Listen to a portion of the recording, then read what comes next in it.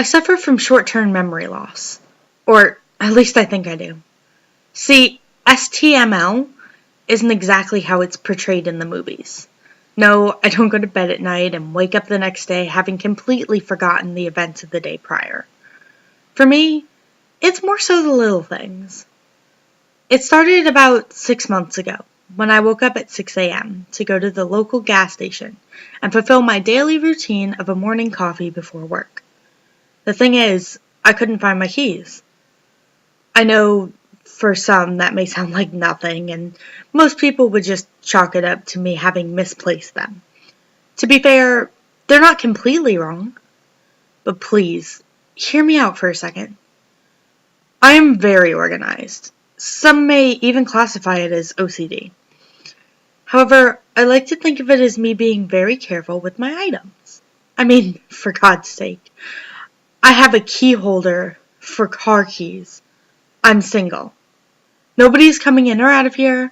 I own one car, and the key holder can hold up to 10 keys. Though that's a bit ridiculous in my opinion.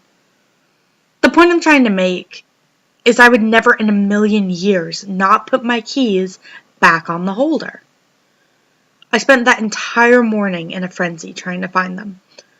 I kept trying to recount my steps from the day prior, but everything felt so fuzzy. It wasn't your typical, I can't remember something. No. It was like I had a complete gap in my memory. I dug through drawers, pants pockets, couch cushions, the trash can. I almost even went as far as pulling up my floorboards in hopes of finding some hidden treasure in the form of my keys. Of course, I had to call work and tell them I would be a few hours late. Finally, my panic pursuit came to an end, for the time being at least, and I grabbed my spare keys. That was only the first of many similar incidents to come. A few months went by, and I continued to search for my keys, to no avail. Part of me was paranoid someone had taken them, giving them access to my car and front door. Logically, I knew that couldn't happen. Why would anyone break into my house simply to take my keys? So I let it pass, and to keep my paranoid mind at bay, I changed the locks. The thing that irked me most about it was losing the keychain. My girlfriend, or, well, now ex-girlfriend, gave me the keychain at the start of our relationship 2 years ago, and it had this white rabbit's foot on it. When she gave it to me, she said, "Since you made me the luckiest girl, I only thought it would be fair to give you some luck back." Yeah, I know it's cheesy, but sometimes cheesy can work. She really was great, and it still amazes me how something as great as our relationship can turn sour in the matter of a few weeks. We've now been separated for around 6 months. I would be a liar if I said I still don't think about her every day. It was almost Christmas time when the next STML incident would occur. This year, my office was throwing a fairly big party, and since the party would be the best time to rub shoulders with upper management, I thought I should try to look my best. So I mentally planned out my best outfit, a black button-up shirt, expensive dark gray dress pants, and my not too flashy but still stylish Prada belt, and my best pair of shoes. This was a very expensive outfit, one that I have rarely ever worn, and only for the most important of events. It goes without saying that it would come to my complete and utter shock that when I went digging through my closet to find the outfit, it was nowhere to be found. At first, I didn't believe it. I almost refused to believe that it could just vanish like that. I spent at least an hour tearing my closet apart, clothes strewn across my room, looking for the outfit. My once tidy room now looked like a literal tornado had come through and tore everything apart. After searching the closet top to bottom, I went and ransacked every inch of my house. None of this made sense. I get maybe if one part of the outfit was missing, like the shirt, but not the whole thing. That doesn't make sense, right? I grabbed my spare keys and went to search my vehicle. I had no reason to believe they would be anywhere near my car, but I was desperate. Of course, it wasn't there. I knew I had only one place left to look. My ex's house. I stared at her name on the contacts of my phone and my finger hovering above the call button. I stared for what felt like an eternity, debating whether I should call or not. She'll just think you're desperate and want to get back together, or just looking for a quick hookup, I told myself. Finally, I took that leap of faith and called her. Each pause before the next series of ringing gave me what felt like a mini heart attack. I even said hello a few times, thinking she had actually picked up. I should have seen it coming, but after some time it went to voicemail. I let out a quick sigh of relief before starting my voicemail, stammering. Hey Maggie, it's Erin. This is going to sound strange, but I think I may have left that outfit I wore to your uncle's wedding at your place. You know, the one with the Prada belt you got me from last Christmas. Anyway, I really need it, so if you happen to find it, give me a call or like a text or something. If it's not there, sorry to bother you. Have a good day. I hung up the phone and immediately covered my face with my hands, trying to allay the embarrassment, as if someone could see me. Of course, I never got a call or text back. I really should have seen that coming. To be honest, part of me was really hurt, but my ex wasn't the first thing on my mind. Currently, it was consumed with trying to figure out why I can't remember these things. First it was my keys, now it's a whole outfit. This just didn't make sense. It was so out of character for me to misplace things, especially ones that are expensive as my nice outfit. I eventually caved and bought a whole new and equally as elegant outfit for the party. The event was as nice as you would expect an office party to be. I saw my co-workers, Jeremy and Martin, standing around near the back and decided to approach them. I really enjoy both of their company, even though I never had a chance to hang out with them outside of work. Or at least that's what I thought. This leads me to why I believe I'm suffering from short-term memory loss. After a few minutes of small talk with the guys, Jeremy looks over me and says, Hey, Erin, we all had such a good time at Skip's bar. You should come back again and kick it with us. Skip's? I asked, puzzled. What are you talking about? No way you got that drunk, man, Martin chuckled. Utterly confused at this point, I said, I'm sorry, but I really don't know what you guys are talking about. You went out with us back a few months ago? Jeremy responded, a blank expression on his face. What? Yeah, it was your idea. You called us up saying you had just broke up with your girlfriend and wanted to clear your head. You asked us if we knew any good bars, and Martin recommended Skip's, Jeremy continued. Yeah, Martin chimed in. We were out pretty much all night. We were shocked how much of a partier you can be, since you're typically so quiet. It felt as if my whole world had been picked up and smashed down on the earth, shattering into a million pieces. I didn't remember a single thing they told me that happened that night. Not one damn thing. My heart was racing, and I felt as if I were about to have a panic attack. I'll catch up with you guys later, was the only thing I could muster before walking away. I soon left the party, and any plans I had previously of getting in the good graces of upper management went out the door the moment I did. But I didn't care. I was more concerned with trying to figure out what the hell was wrong with me. This wasn't just a little item I misplaced or lost. This was a whole goddamn night that I have no recollection of. The next day, I called in sick and went to my regular doctor to see if he could help. I explained everything to Dr. Roberts, the best way I could at least. Uh-huh. So you think you're suffering from some sort of brain abnormality? Maybe. Why? Do you think I am?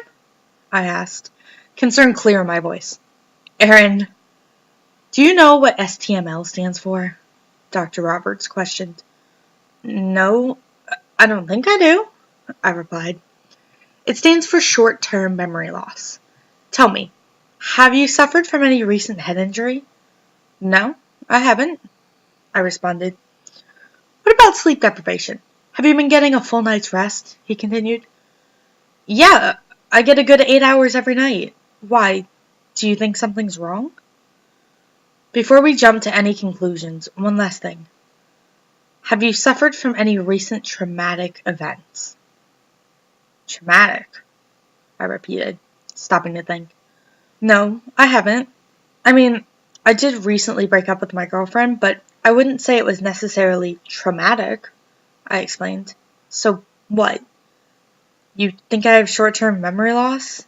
STML, or whatever you call it? Dr. Roberts gave me a reassuring smile, shaking his head. No, I don't think you have STML. I think you're a healthy young man who probably puts too much stress on himself. Here, I'll give you a doctor's note. Take a few days off work and get out of your head. You're a nice young man. Don't worry about all this. I looked down at the note before asking. So, do you think I'm fine? I think you're too stressed for your age, especially over things that are so minor. I took the doctor's advice and took a few days off work. I wish I could say it helped, but if anything, it made it worse. Whatever it was. Over the next few weeks, I was completely paranoid. I second-guessed every decision or memory I had. It was like I didn't fully trust myself. Or at least, not my brain. The days I wasn't at work, I would spend hours still trying to look for my keys. I was completely obsessed. I finally made the decision that work was taking up too much of my time, distracting me from finding my keys. So, I quit. Finally, my time could be fully spent on my search. I know it sounds odd, but I felt that if I could find my keys, then the whole thing would make sense again and this nightmare could finally be over. The next 2 months, I barely left the house, or took any phone calls. Though, to be fair, I rarely received any calls in the first place. Soon, I forgot I even had a phone, which would make sense as I had forgotten to pay the bill for 2 straight months and the phone service had been shut off. Over that time, I had the same dream, or rather, nightmare, every single night. In my dream, I would see my keys on the rabbit's foot keychain that Maggie gave to me, spinning in the air above my head and out of reach, taunting me. That dream consumed me, only furthering my obsession with finding that damn thing. It wasn't much longer until the worst started to happen. I began to hear a noise. No, not a voice, but a faint sound, almost like a tap. Each day, it grew louder and louder.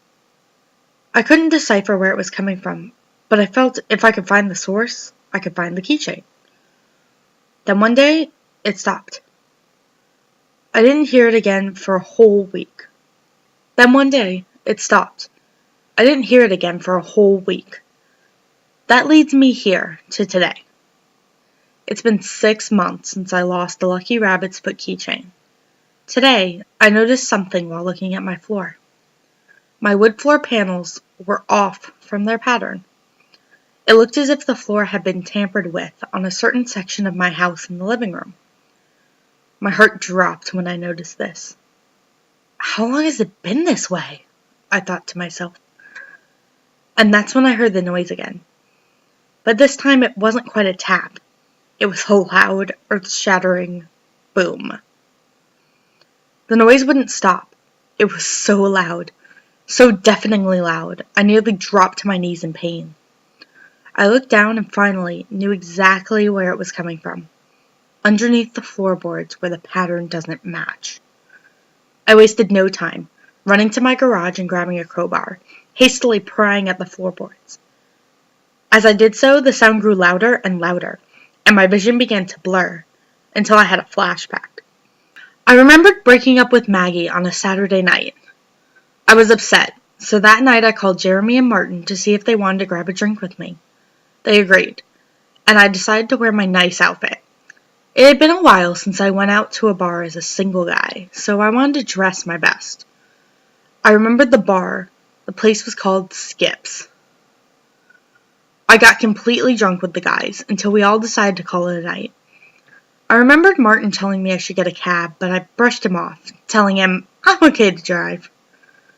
Just as I was on the verge of remembering everything, I snapped back into reality. I continued digging up the floor, and as I did, this stench began to waft out from underneath. In my whole life, I've never smelled anything so foul. I nearly vomited. Finally, I'd removed all the floorboards and looked down beneath. But that's when, again, I was struck with another flashback. This time, I was driving home from the bar, completely intoxicated, swerving from left to right. It must have been about 3 a.m. That's when it happened. Standing on the side of the road was a man in his late 30s, and what appeared to be a child who couldn't have been older than 10. They had their emergency flashers on. Their car must have broken down. Before I knew it, I had hit them. I was so drunk, I didn't even know what happened at first. My head smacked hard against my steering wheel, and I came to an abrupt stop. I clambered out of my car, not understanding what had happened, and checked for damage. Luckily, for my car, there wasn't a scratch on it. I then looked behind my vehicle, and there on the ground was now the dead and mangled bodies of the young child and man. I stood there for a solid 5 minutes in complete silence before tears started rolling down my cheeks. I looked around, checking to see if there was a car in sight. Luckily for me, there wasn't. I proceeded to load the bodies into the trunk of my car and drove off. I quickly arrived home, but now I was left with the issue of getting rid of them. I paced back and forth in my garage, trying to figure out what to do, until I looked over at my shelf that had some spare wood floorboards atop it. That's when I got the idea to rip out a few panels and place their bodies beneath it. I loaded them both down, one by one. I remember staring at them down there, feeling like I was going to puke from the sight and from my guilt. I looked down at my clothes, realizing that they were covered in blood. So I took them off and threw them down in the pit with them, my shoes included. Finally, I looked to my hand, and the white rabbit's foot keychain was soaked in blood. Their blood. So I dropped it down there with them too. Then I sealed the hole with the new boards. Being the clean freak I am, I had a mountain of cleaning supplies. I spent hours upon hours of the night going over every inch of my car, scraping off their blood. The rest of that night I cried, and I kept telling myself it didn't happen, until I finally fell asleep. I snapped back into current time, as I once again looked down at the hole to see 2 dead bodies that were showing some signs of decay. At this point, I'm far too shaken to care about the odor anymore. On top of them are my bloody clothes, and far down to the right of them is my white rabbit's foot keychain, caked in dry blood. I bent down and grabbed the keychain, and the moment I do, the noise finally stops. It stopped, and the whole world feels normal again. Even if just for a moment. I fall to the ground and stare at the keychain, trying to process what I had done. That's when I hear something from underneath. The bodies. They began to come out. I crawl back into the corner until there was nowhere left to go. I'm trapped there, left to await their imminent consumption of me.